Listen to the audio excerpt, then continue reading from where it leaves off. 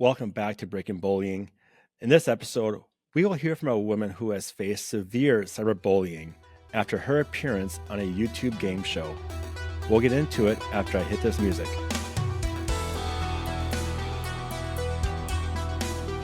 Joining me this week is writer, performer, a poet, and an anti-bullying advocate, Star Stone. Star, thank you so much for coming on today. Thank you so much for having me. So, Star, what happened? Like, first, how did you get involved with this YouTube game show, and what led to this backlash that you received afterwards? Yeah, so I was living in Los Angeles, I'm an actor, so I was looking at a casting call. I was performing at Upright Citizens Brigade. I don't know if you're familiar. I've heard of it.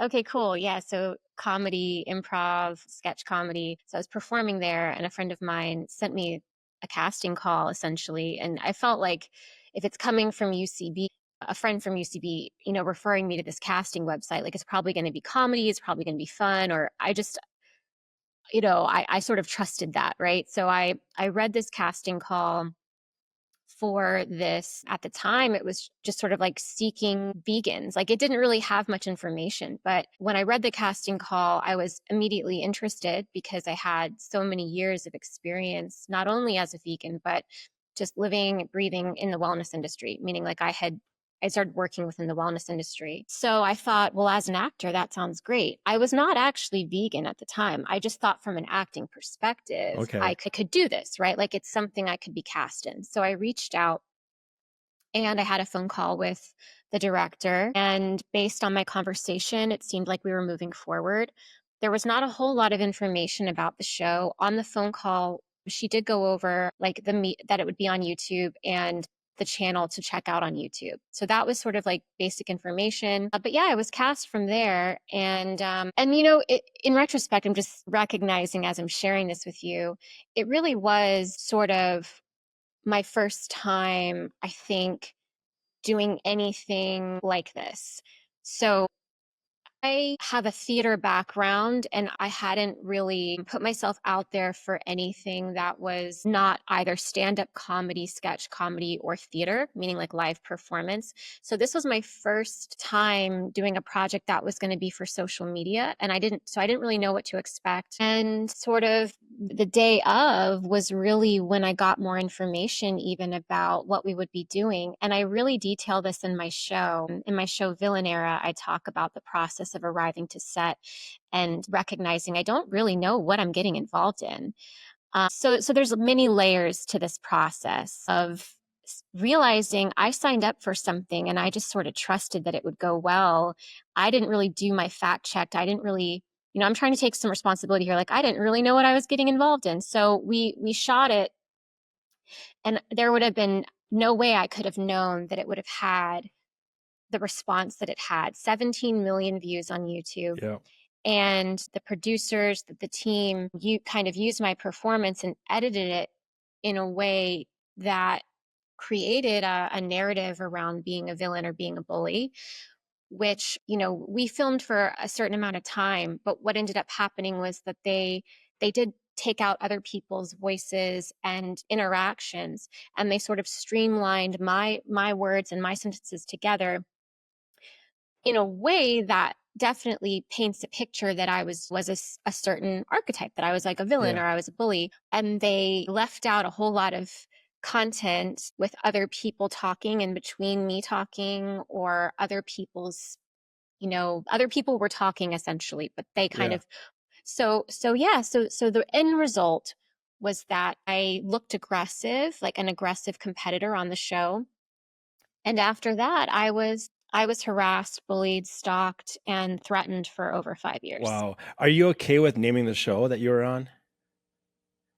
Yes. So the show is by Jubilee Media and it was called Odd Man Out. And I believe it was their first one of this series of the vegan series, because they did Okay. more after this. So vegans versus meat eaters. And if people are not familiar with this concept, it's supposed to be silly. It's supposed to be a Yeah. fun show where people get together and they try to find the non-vegan mole, kind of like Netflix's The Mole. Like you have to find the person who's not it was supposed to be, I thought it was just going to be silly and fun. The Yeah. concept is silly. So I watched that. I watched your episode, and to me, I didn't understand one why people were attacking you, because how I saw it is you were playing the game. You were the one out there asking all the questions, trying to get people to slip up, because the whole goal of that show was to discover who is non-vegan. So Hmm. if you don't ask questions, how are you going to find out? So I didn't quite understand why people had a pick on you. Hmm. Did you ever kind of understand why they targeted you? Maybe because you got most of the airtime during the episode, but to me, I thought you just played the game. Like, that's how you should play the game. Ask questions. Right. Yeah, I mean, I think the one thing I believe the director in my memory said to us was like to ask questions. I could have sworn, like it's been so many years, but Yeah. I'm feeling like that was something that was shared with us so that like we needed to find out information. So I feel like that's true what you're saying. But why did people come for me on the internet is the great question, right? There's so many ways to approach that answer. It's like, well, one, people need an outlet for their own anger. I'm a woman and I was aggressive. I was You were more assertive. I would say assertive. You were a play. Your job was to play a game, because Mhm. you would win money if you found out who the meat eater was. So Right. there's nothing wrong with that. You're playing the game. Hmm. Yeah. Yeah. Thank you. Thank you. Yeah. I mean, I agree with you. I think, but in terms of why, I don't know that people felt for Brandon. People wanted to side with him. And I always go back to if the roles were reversed, if I wasn't the one getting the most screen time, if I wasn't the most assertive or competitive and he had been, would anyone have said a thing about his performance or the way he was behaving? And would I have even gotten any sympathy at all being because I just go back to the gender roles around like who is allowed to be viewed as assertive and competitive in Yeah. like culturally, socially speaking. Yeah.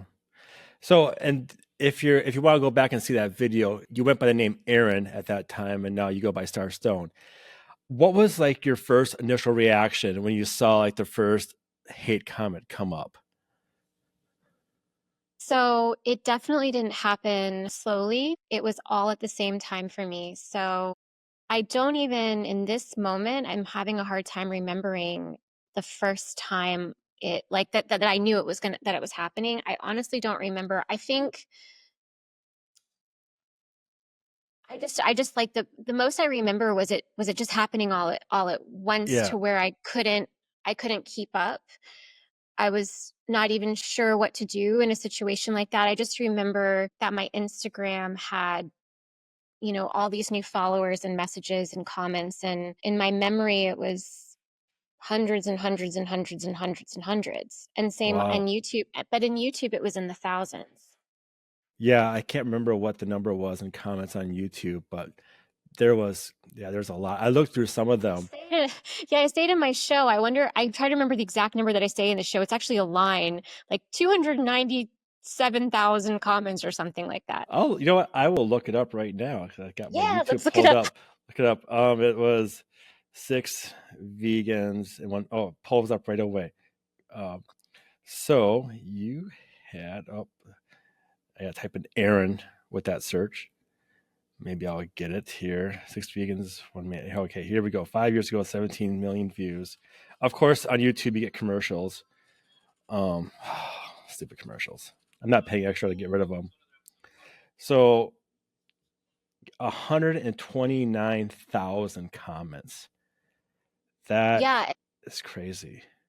yeah, and I just want to say that I don't know if that number is correct. I remember that there was and maybe I'm wrong, but I could have sworn that the original video was posted and that there was more, and then I feel like it was reposted or something. I Okay. just remember I'm not totally clear on that because again, it's over so many years, but I could have sworn there was like another video that had more, but maybe it Yeah. doesn't matter now. But Um, I guess I do give Jubilee credit. They did kind of stick up for you a little bit.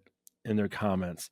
I have to say no, and No? that's a Okay. whole absolutely Maybe not. they just made a No. one statement, that was it? Because, I mean, they could have blocked comments.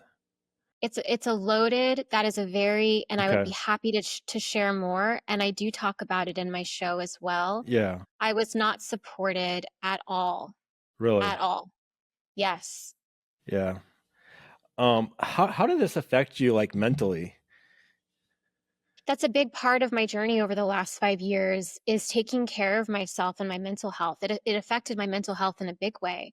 One being that I didn't trust anymore my identity Yeah. because it's really hard when an entire universe on social media thinks that you're one way and then you really question yourself, am I really this way? Is there something within me that um that I'm not aware of? What did I do wrong? How did I attract this? In what way did I what was I going through at the time that manifested this? How did I end up having such a perception of me by so many people that I don't identify with, that I don't align with? I've always been the opposite. And people who know me, my good friends, I mean, Hmm. I don't, I think, I mean, what I stand for is the opposite of what I'm being portrayed as. All of Yeah. my values, everything, how I've chosen to live my life. So it's like, it was just a big, like, is this who I am? Like, so I had a identity crisis for a bit, depression, and my physical health suffered from that. I mean, I felt like I had to isolate myself. What happens when one of your coping mechanisms is to, um, and take yourself completely, remove yourself from the situation, which I did. I had to cancel, I closed all my social accounts for years, Wow. years. And what that does is then that actually takes away some of the joy that social media gives you, right? Your connection to your friends, figuring out what's going on in the world, expressing yourself. I'm an artist. That is what I do. So not being able to put my art out into the world in the way that I would like, which is, you sharing with people on social media, that all affects you and your self-worth and your identity and your day-to-day. Everything's affected by that. Was there any specific comment that really, like, was like a knife in the back? There were so many, so many. A lot of them I put on, they're in my show. I highlight them. So, I mean, a lot of them are kind of the same as well. A lot of people say the same things. Seeing the video, people made videos talking about me. There are hundreds and hundreds of videos commenting on my behavior. A lot of people called me a cunt. That word came Yeah. up a lot. And even women, they were coming from other women too. But I think being like any type of stalking behavior, anytime where people found really like, that the concept of doxing, right? I don't think I've heard of it. Doxing, when people find like your place of work and your street address and Yep.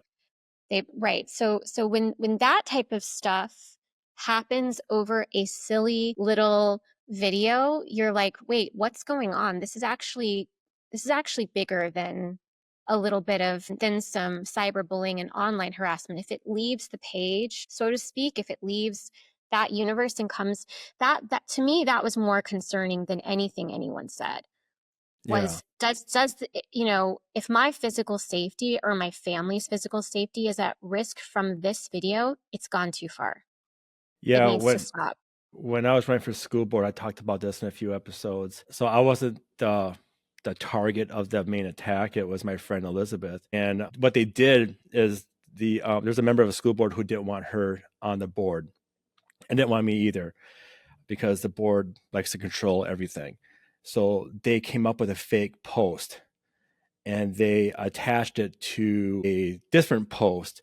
And they said it was a Facebook comment, even though they made it look like two face. It didn't make sense. That's horrible Photoshop. And the lady who made it up is supposedly an artist who made a really bad Photoshop copy. But people went with it, and she experienced stalking too. They knew where she worked. They knew what time she was at work. They were typing in the comments. People were like, "Oh my gosh, she drives this." It's like these people are insane. And so I felt totally bad, and I was getting hit too, not as hard as she was, but you do feel like the whole world is going after you. Now for us in Mankato, Minnesota, is maybe like 500 people, but when it comes at you all at once, it feels like everybody. And the person who starts this whole thing obviously has a personality disorder. Because when I talk to a few people about this person, they go, yeah, this person has to feel like, what's the term? They have to feel like, not affirmed, but they have to have like their feelings like acknowledged. They need to feel acknowledged all the time. So if they don't feel acknowledged, they'll do things to feel acknowledged. I don't know. But, and this last episode before yours comes out, this lady told me it was like a personality disorder these people have. But Mm, but for your case though, it was not just your town, it was a global. yeah, Did you global. have any friends stick up for you? I try to go after these people. I mean, I don't know how you would, first of all, with all those comments, but anybody in your corner? Yeah, I did not. I think that if I may speak so boldly as to say that this was sort of before a lot of these bigger, like viral attack moments. Like there weren't that, this was in what, 2018, 2019, 2019, I think. It's 5 years And ago. and So I yeah, know, but 2019. it's interesting, but it's like I feel like it was kind of before, like now we see this all the time. Yeah. And this happens a lot more now, and a lot more people have gone through this, but I didn't totally, at the time, it didn't seem, it kind of happened, and I didn't have people to sort of look to be like, oh well, I remember when they went through this, like meaning on in like a public figure type way, like or this person. I feel like now, like even just the cast of Love is Blind, like so many people have from that cast has gone through similar experiences. And this was a lot. I feel like we've, as a society, grown, like in the last 5 years, this just is like rapid fire, like happened more and more and more. But when this was happening to me, I didn't really have resources or ways to like mitigate this. Like Yeah. how do you, like, what does the aftercare look like? Like what do you do in these situations? That's part of why I want to speak out about it, because what do you do? Like, where can people go? Where can you turn to? Who can you talk to? What what are the ways in which we can resolve this with the person? Like, what, how? And I spent time and energy trying to find the resources. Is it a lawyer? Like, you know who handles this kind of thing, especially because if you're not a celebrity, if you're just a person, like I was just I wasn't famous at, and so we don't necessarily even know what's available to us. But I'm still asking, like, Yeah. what are the protocols for this, for someone who deals with this? How can we make that available to everyone? Can there be a team? What can we do? Because I didn't have people in my corner, so to speak, and I didn't know what to do.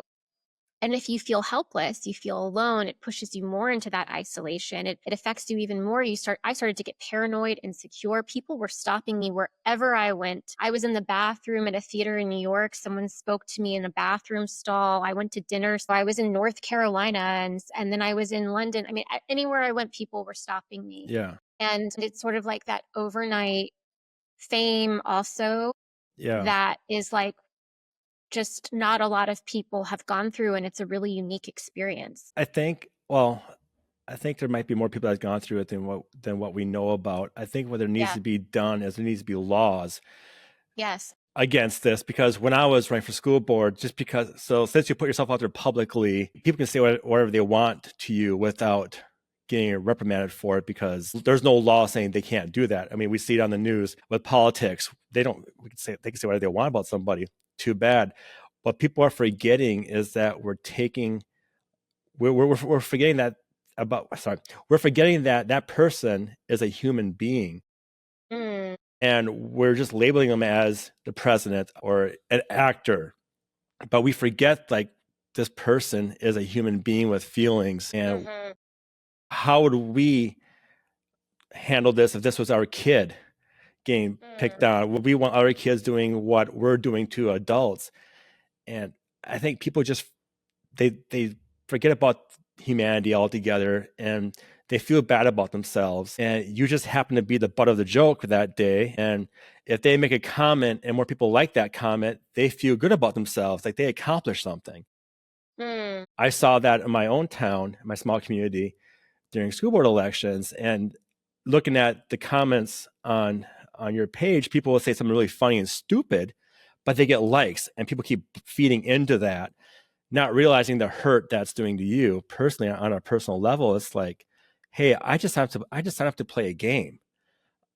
We were told to find the person who is a meat eater, and honestly, if it wasn't for your character on that show, that wouldn't be a good episode, because you're the only one, at least how they edited it, you're the only one, and you had some good comebacks. It was a TV show. Like when that guy went to Taco Bell, whatever, like Taco Bell's not vegan or Honey's not vegan. Yeah, that's funny. That's okay. Who cares? Who cares? Just like for me, when I was running for school board, I want to help, put more anti-bullying procedures, policies in place. But the school doesn't want that. People don't want that. They just want to attack. But it's a shame, because people who do good in life, who wants to do good in life, they face this stuff. You get politicians who are probably truly good, what they're going to do for us, but I feel like we got people, because of the party sides, whatever, we're just going to attack them because they may have one belief different than us, which is totally unfair. Mm. If you guys, I'll post a link to that YouTube video on this show. Reality, I did not see these comments didn't make sense. But to me, it sounds like somebody started it and they have to say, hey, go comment this. Because if you don't read the comments first, you watch the show and you're just a strong competitor. That's all I see. The bullying doesn't make sense of why that happened, but it's there. You read it. So I don't know if you had someone jealous around you that maybe pushed it because maybe you got the job, they didn't. I don't know, but it just seems really weird that it went that direction.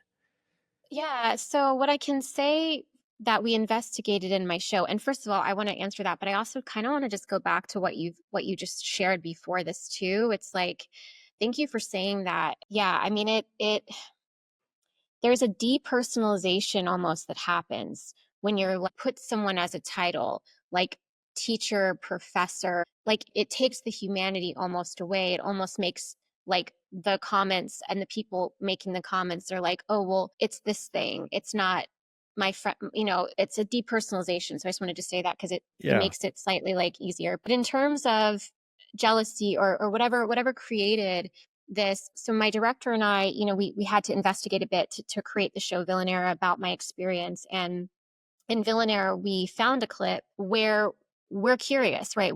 We don't totally know what the truth is, but we do know that that the person who seemed to be at the expense of my quote unquote bullying, right? That people say I was being a bully towards this other cast member, towards this other contestant, that person actually got promoted because of this video, and they became an editor. I don't know what their position is now or what they do within the company, but I do know that they say it in one of the videos that they were an editor. We don't know if did they have say in editing this video? And did that, because then they look like a victim and I look like a bully, like was that part of, it's just a question, like we're curious about it. Did that the bullying part doesn't make sense though, because you weren't trying to hurt anybody. You were trying to you're trying to see who is lying about being a vegan. Yes. It's no different than a police officer interrogating some suspects. You may not have done the crime, but you're going to ask them hard questions to find out who's telling the truth. Right. You played the game show as you were instructed to play. So the bullying part threw me off. Once I watched the video first. I went through and read some of the comments. I'm like, it doesn't make sense. It's like, to me, as somebody close to you maybe from a past, whatever, just hash out some shit. I don't know. To me, look, I didn't see any bullying on there. It's no different than any other reality TV show that you watch. There's always somebody who's going to be asking the questions. Right. Whatever. Maybe they did make you look out to be like the villain. Okay. It's a game show. Still, the whole point is it's a game show. The job is to figure it out. So it's like, I don't know. If you ever find out how it started, just, was it Jubilee? Not was it the Jubilee started because they just gets more, because the more engagement you get on that page, the better it Right. helps That was them.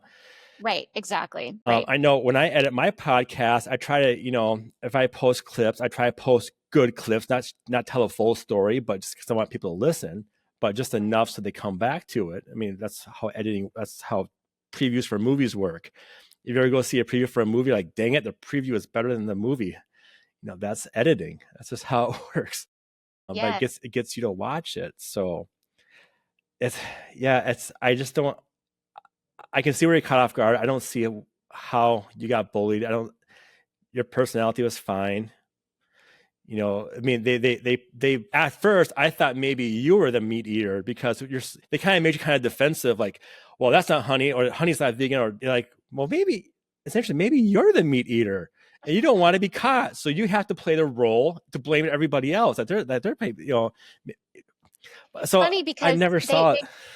oh, thank you for saying. Well, I mean, it's funny because so Jalen, who was the mole, he was actually saying all kinds of stuff. Again, they cut out everything he said. He had these long. We talk about it in the show. He had these incredible monologues, and he would go off on all these riffs, and he would talk about all these things, and he was trying to distract us by talking so much. He says it in one of the videos that they posted, like where he was like, "I was just talking all the time. So if I talked this much, there wouldn't be moments."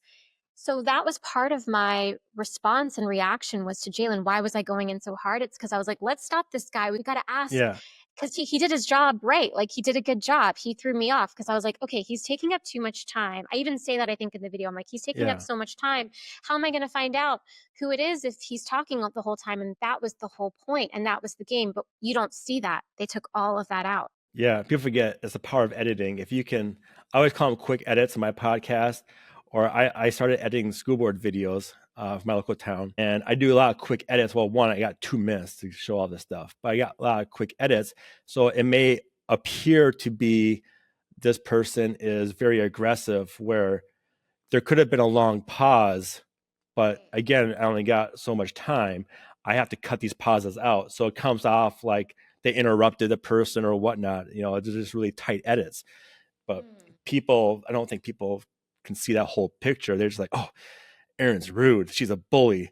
It's like, you're playing a game. Come on. I'm lost for words. I don't know what to say about it. I just don't know how that Mm. bullying happened. But Mm.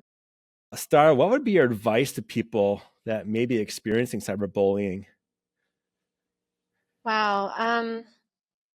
That's a great question. I mean, I just don't let it keep you from doing what you love. And don't let it keep you from your life and your heart and your light and your goodness.